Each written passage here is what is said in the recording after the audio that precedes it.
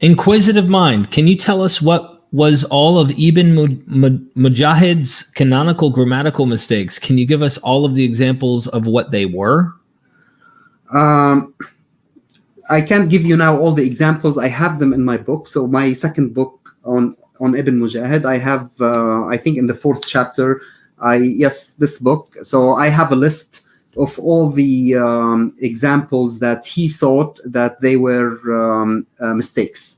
So from the canonical readings. And this is, again, the same position that I will reiterate now, is that Ibn Mujahid was an early scholar of qira'at, or readings. This was before orthodoxy, before all the 7 readings. Every single individual reading were considered to be divinely correct and without any grammatical mistakes. So Ibn Mujahid was one of those early scholars who did not hesitate from calling some readings to be mistakes, grammatical mistakes, or mistakes in transmission. There are a bunch of them. I listed them in the book. You can check them out right there. And he's not alone, Ibn Mujahid, in considering some of these canonical readings to be mistakes. Several other scholars like Zamakhshari, Tabari, Ibn Atiyya, all these scholars early, they considered many readings to be a mistake, grammatical mistakes. So, in my question, if I can, just poking in there, maybe you have one example you can give. Are there any examples in your estimation that are mistakes that have become canonized in what we read today in the Quran, that like early on something happened where there's this mistake and it's become like official throughout the narrative all the way to today? Is there anything you can think of, or?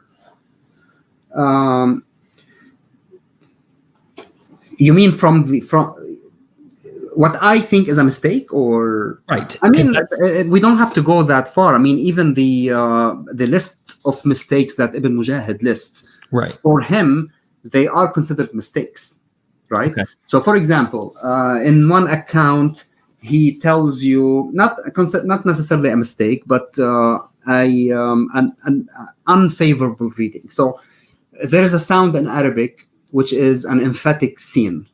Okay, so it's a sa. Okay, it's an emphatic s. So, in some recitation, you turn this sound, the sa, into close to the z sound. So instead of saying sa, you say z. Okay. Okay. So this za, emphatic z in Arabic, it doesn't exist as a letter. Okay. So you have 29 letters. This letter doesn't exist. So, for example, in one account, Ibn Mujahid says that I used to recite in this way with a certain word, but I used to say za with this emphatic scene. But then, because this is not a letter in Arabic, I abandoned this reading. Okay. So this, for example, one in his position that it is a canonical reading and people recite it today, but for him, he found this reading to be not favorable or ugly and aesthetically not appealing, and he abandoned this reading and he considered it to be incorrect or weak. Okay.